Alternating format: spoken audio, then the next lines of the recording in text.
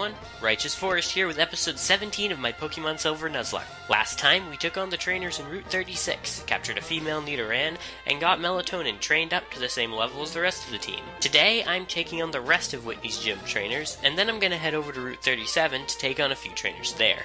This time, however, I'm going to do something different. I had a cold when I originally recorded the episode, and my talking was interrupted by lots of sniffling and sneezing.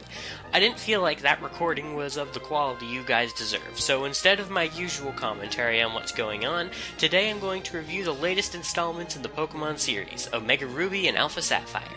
Although this will technically only be a review of Alpha Sapphire, since that's the only one I've actually played, everything I'll talk about applies to Omega Ruby as well. To start things off, here's a list of the 5 things that most disappointed me about ORAS. Number 5. The difficulty. It seems to be a trend that recent Pokemon games aren't too hard, and these games are, unfortunately, no exception. I know that some of this can be attributed to how I've been playing for a decade, so of course I've gotten much better, but ever since Black and White, the gym leaders haven't been anything special. Even without using the experience share or any healing items during battle, I rarely found a challenge. The game also provides you with a few overpowered Pokemon. The Mega forms of Latios and Latios are way too strong to use in-game, and I got the Sceptolite before my Grovyle even evolved. Personally, I think that you shouldn't gain access to Mega Evolution until after the 7th badge.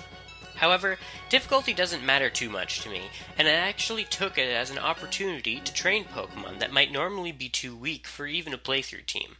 Plus, I did find the champion to be more difficult than the last two, Iris and Diantha, and it took me 2 tries to beat him. So, although the relatively low difficulty of the game is a shame, I didn't really think of it as a big deal. Number 4. The lack of a battle frontier. The absence of the battle frontier is a bit of a letdown, although to be honest I didn't really expect it to return, which is probably why it's much lower on my list than it is on a lot of other people's. What bothers me a little more is the lack of a battle chateau. Even though I understand why it was left out for flavor reasons, I would have really liked something similar in Omega Ruby and Alpha Sapphire, since that's where I did most of my level grinding in X and Y. However, thanks to Pokemon Bank, I can always transfer any Pokemon I want to train over to X and take it to the Chateau. It just would have been nice to be able to use it in ORAS. Number 3. The Regional Pokédex. While I did not expect the updated Home Pokédex to be as massive as the Kalos Dex, I was a bit disappointed that the only additions were the evolutionary forms introduced in Diamond and Pearl. I was particularly surprised that the Pokemon associated with the new Mega Evolutions, such as Audino and Pidgey, were absent. Now, I know you can get these Pokemon in-game once you gain access to the Mirage spots, but that doesn't really count in my opinion. I would have greatly preferred an expanded regional Pokédex over early access to the National Dex. Number 2. The Trick House.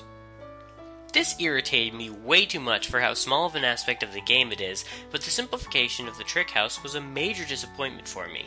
To make it worse, the Trick House challenges involving strength and the spin tiles were incredibly annoying, with the strength one forcing you to redo a massive challenge if you messed up at all, and the spin tile one requiring way too much trial and error. Plus, there were no trainers to battle in the last few challenges, which made them far less useful for me. The worst part, however, was that there weren't even as many challenges as there were in Ruby and Sapphire. This seems to me like a pointless change that does nothing but hurt the game. Number 1. Limited Compatibility. Seriously, Game Freak, it couldn't possibly be that hard to release a patch for X and Y that would allow the use of the new Mega Evolutions and Primal Reversions. This is just frustrating, as it prevents me from being able to continue to use X as the game where I store all my Pokemon. You've already made all the 3D models. I'm not very knowledgeable about how this kind of thing works, but I have trouble believing that it would be too much effort to make a patch. This is by far the thing that bothers me most about the new games, and even though it's really more of a problem with X and Y and not ORAS, I feel like it belongs on this list and easily takes the top spot. All this ranting aside, Omega Ruby and Alpha Sapphire are really great games, and the pros far outweigh the cons. In fact, I had trouble coming up with 5 things I didn't like about them. So, without further ado, I'm going to jump right into a list of my top 5 favorite things about my latest adventure in Hoenn. Number 5. The Little Things. When I say the little things, I'm talking about those additions that don't necessarily directly impact the gameplay, but greatly improve the overall atmosphere. The drastic overhaul of Marvel City, for instance, left me speechless when I first arrived there. Another excellent example of this is the opening sequence of the game, which consists of you looking through the eyes of the protagonist, who is starting a new game on the original Ruby or Sapphire, using their Pokénav as a Game Boy. It even initially plays the original music before making a grand transition to the new orchestral arrangement. This sequence also serves as a way for you to select the name and gender of your player without having the original professor awkwardly asking if you're a boy or a girl. Here's a few other touches I really enjoyed. The gym badges are now actual pins, and when they rotate, you can see on the back how they actually attach to your clothing or badge case. Using the Dex Nav, which I'll talk about more in a bit, you can add Pokemon you see in the overworld to your Pokedex just as if you saw them in battle, something I had always wished I could do. Finally, in the back of Route 103, where you first battle with your rival, you can see the small pool of water featured at the beginning of the game's opening cinematic. Number 4. The Contest Spectacular. The main reason the Contest Spectacular is only number 4 on this list is that it really didn't change very much from the original games. However, the changes that were made were excellent and made the overall contest experience more accessible and enjoyable. The first thing you'll notice is that you don't have to wait until reaching the normal rank contest hall in Verdanturf town to participate in your first contest, instead being able to enter during your first visit to Slateport City. In fact, the 4 contest halls are no longer associated with a rank, so you can enter a contest of any level from any of the halls, assuming you've unlocked it. Another touch that streamlined this process is that unlocking a specific contest level for one of your Pokemon automatically unlocks it for all your other Pokemon too, which is super convenient if you like doing lots of contests. The Pokéblock system has also been simplified, removing the berry blender altogether. Pokéblocks are instead made immediately once you select the berries to blend. As for feeding the blocks to your Pokemon, there is no longer a limit on how many you can use per Pokemon, removing a very annoying restriction from the previous contests. One final detail, which might get overlooked, is that since TMs now have unlimited uses, teaching your Pokemon moves specifically for a contest appeal doesn't have to ruin their moveset. You can just reteach many of the original moves when you're ready to send the Pokemon back into battle, making it much easier to incorporate the contest circuit into a casual playthrough. Number 3. Soaring on Latios and Latias. I've always wished there was a way to use Fly to explore in the clouds instead of just warp from town to town, and imagine the possibilities for areas that one could only reach from up in the sky. In Omega Ruby and Alpha Sapphire, this fantasy came true thanks to the Eon Flute item, which allows you to summon either Latios or Latias, depending on the version you're playing, who will Mega Evolve and carry you up into the clouds. This gives you access to areas featuring National Dex Pokemon before you even beat the Elite Four, and is used to find legendary Pokemon from Gens 2 through 5. You can also land anywhere on the map, making this function also work as an alternative to Fly. In fact, your Lati doesn't need to know Fly, or even be in your party for that matter, in order for you to activate Soaring. The only downside is that I know it'll give me something to complain about when it's inevitably omitted from future games.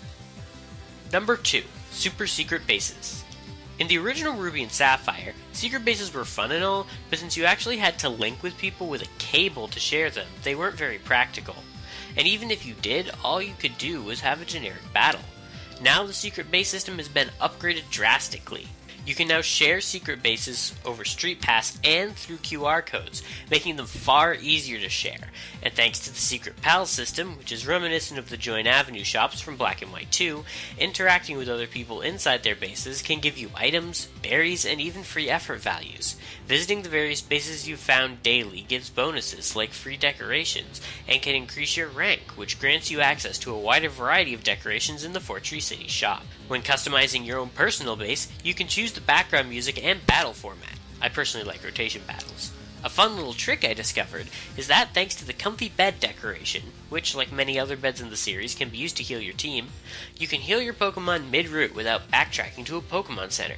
Just use Secret Power to make a new base, place the bed, and heal up. I found this to be particularly handy before I could use Fly outside of battle. Number 1. The Dex Nav. I know that the Dex Nav is a lot of people's favorite thing about Oris, and that's for a good reason. This handy feature allows you to track down wild Pokemon that come complete with egg moves, high IVs, hidden abilities, or even rare hold items. This actually fixed my biggest issue with the original games, which was the poor level up move pools of almost every Pokemon in the game.